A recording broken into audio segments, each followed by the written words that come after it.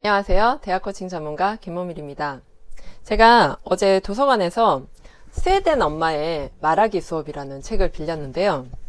잠깐 읽어드릴게요. 아이와 이제 엄마가 대화를 하고 있어요. 엄마, 저 앞으로 에릭이랑 안톤이랑 놀지 않을 거예요. 걔들은 나한테 맨날 겁쟁이라고 놀려요. 저런, 언제부터 그렇게 놀렸는데? 꽤 됐어요. 어머, 너희들 어쩌다 그렇게 됐니? 저도 모르겠어요. 친구들이 왜 겁쟁이라고 놀리는지 모르겠다고? 혹시 내가 그런 소리를 들을 만한 일을 한 건 아니야? 절대 아니라고요. 하지만 걔들이 너한테 이유 없이 그러지 않을 거 아니야. 아니라고요. 엄마는 제 말 뜻을 전혀 이해 못하고 있어요. 엄마한테 그게 무슨 말버릇이니? 다시 차근차근 얘기해봐. 지금 제가 들려드린 대화 어떻게 생각하세요? 아이는 친구와 다툼이 있었고, 그리고 엄마는 나름 감정 코칭을 한다고 계속해서 하고 있죠. 경청도 하고 있고 아이의 말을 꼬박꼬박 듣고 이유가 뭔지 왜 그랬는지 차근하게 설명하는 듯 하지만 사실 아이에게 가장 필요한 건 뭘까요? 공감이죠.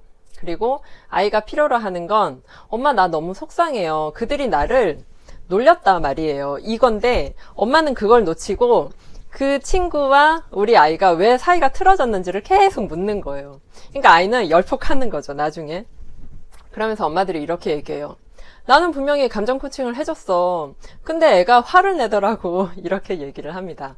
자, 나이에 따라 감정 코칭도 약간씩 다를 건데요. 우리 아이와의 대화, 책에서도 알려주지 않는 아이와의 대화 지금부터 시작합니다.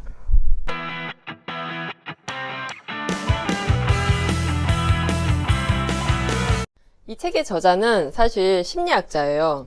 그런데 이 책의 저자는 심리학자이기도 하지만 두 아이의 엄마이기도 한데요. 첫째를 낳았을 때는 뭐 좀 계획에 틀어지는 일들도 있고 그래도 나는 아이를 잘 키울 수 있어 이렇게 생각을 했대요.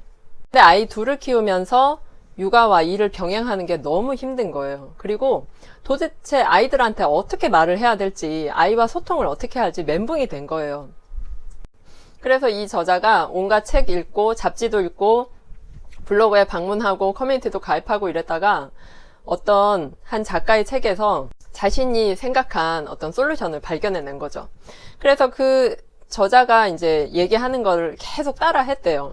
근데 이건 좀 아닌 것 같은데 하면서도 또 따라하고 저것도 아닌 것 같은데 하면서 좀 따라 했대요. 그러다가 어느 날 책에서 시키는 대로 이렇게 한 거예요. 딸한테 딸아 나의 그 세탁물을 엄마가 꺼내는 걸 이제 좀 도와줘. 네가 도와주지 않으면 엄마 할 수 없을 것 같아. 그랬대요. 그랬더니 딸이 거짓말. 이렇게 얘기를 한 거예요. 7살 된 딸이. 근데 여러분 생각해 보세요. 아이들이 7살이면 그 정도는 알 수 있어요. 그죠? 내가 안 도와줘도 엄마 혼자서 저 빨래를 다 그 빨래 거치대에 넣을 수 있다라는 것 좀 알 수 있죠. 그래서 이 저자는 그때까지는 그걸 몰랐던 거죠. 그냥 단순히 시키는 대로, 그 커뮤니티에서 시키는 대로 했을 뿐인데, 그래서 이 저자가 그렇게 생각을 했대요. 내가 어떤 책이나 어떤 육아 이론에 맹목적으로 따라가고 이걸 하는 게 능사가 아니구나.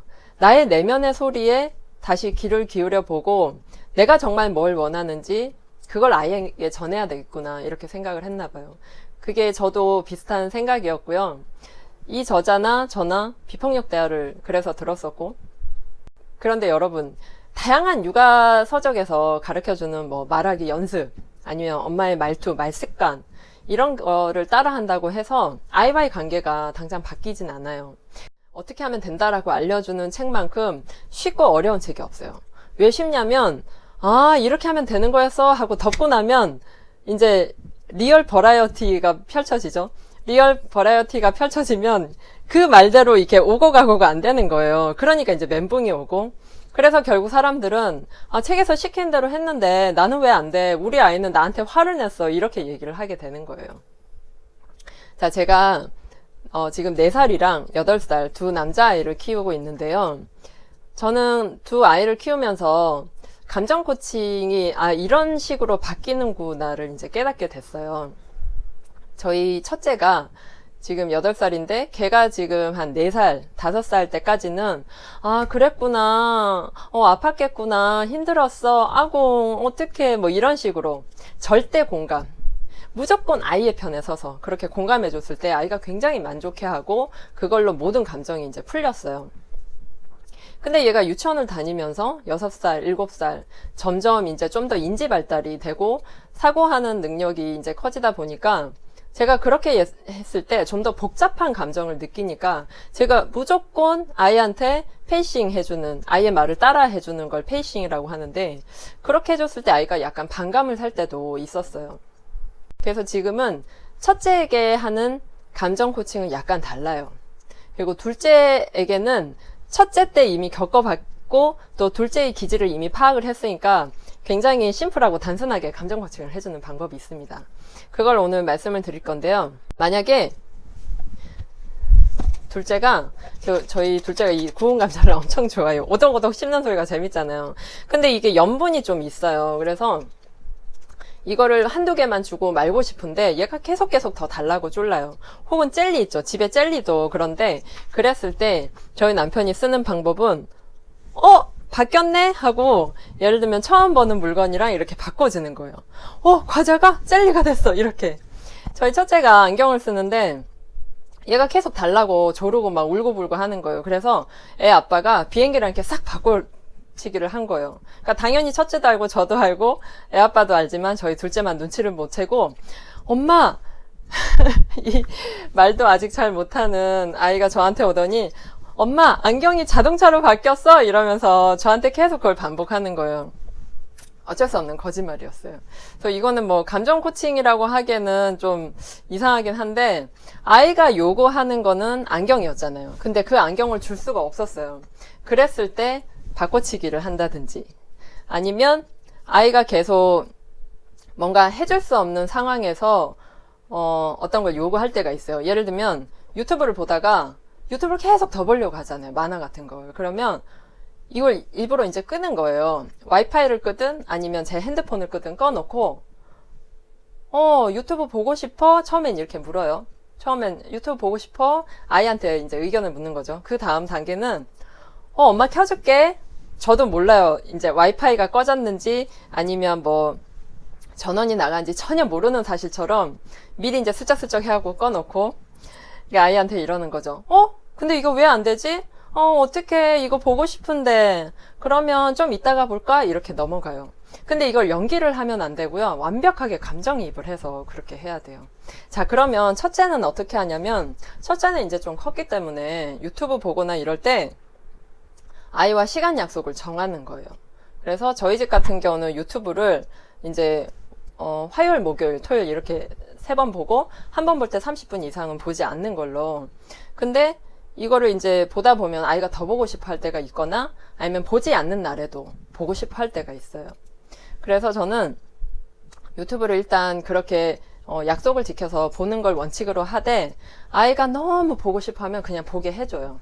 그리고 대신에 한 가지나 두 가지만 보자 이렇게 하고 그리고 오늘 많이 봤으면 내일 좀 더 시간을 줄이자 이렇게 해서 우리가 좀 약속을 지키는 거에 아이가 익숙해지게끔 그리고 스스로 거기에 대해서 책임을 지게끔 해요.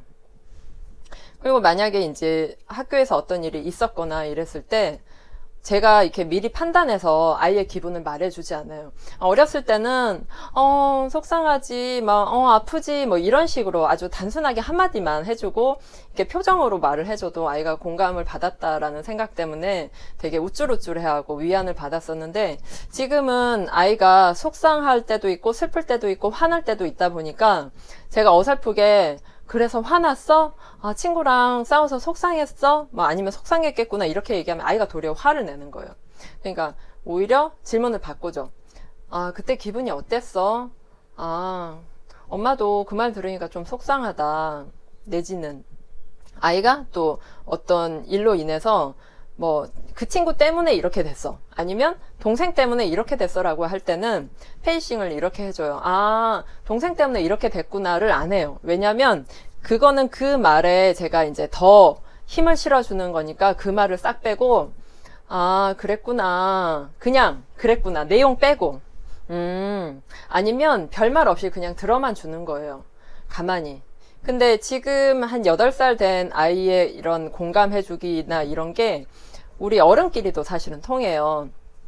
우리가 어떤 상대방의 문제를 듣거나 힘들었던 얘기를 들으면 우리 나름대로 판단을 해서 이제 그런 내 경험담을 들려주거나 아니면 그 상대방한테 나는 이렇게 생각하는데 어때? 뭐 이런 식으로 하는데 그게 오히려 더 좀 약간 언어적인 폭력 아니면 간섭 이런 게 될 수가 있어요. 그래서 우리는 좀 가만히 들어주는 거에 익숙하지가 않거든요. 그러니까 말을 들으면 자꾸 평가하려고 하고 내가 뭔가 해주려고 하는 게 그게 남자뿐만 아니라 여자도 마찬가지더라고요. 또 제가 엄마이다 보니까 더 그런 언어적 습관이 가는데 그게 조심하려고 해도 잘 안 돼요. 그래서 남편과는 이렇게 대화를 할 때 제가 가끔 남편이 이렇게 뭐 A였어, 뭐 A 때문에 B가 됐어, 뭐 이런 식으로 얘기를 하면 근데 그거 아니고 이거일 수도 있지 않아? 저도 모르게 막 따지거나 아니면 그게 아닐 수 있잖아 라고 공감을 전혀 못 해주는 거예요. 그러면 남편이 표정이 싹 바뀌어요. 표정이 흑백으로 이렇게 바뀌어요. 그럼 이제 눈치를 채죠. 아, 내가 잘못했구나. 자기 그랬구나. 어떡해. 막 뒤늦게 수습을 하고 있으면 남편이 삐졌어. 이미 삐져서 어금니 꽉 깨물고 이렇게 얘기를 하는데 그렇게 좀 공감을 사람이 이렇게 많이 필요로 하는 것 같아요. 어른이 될수록.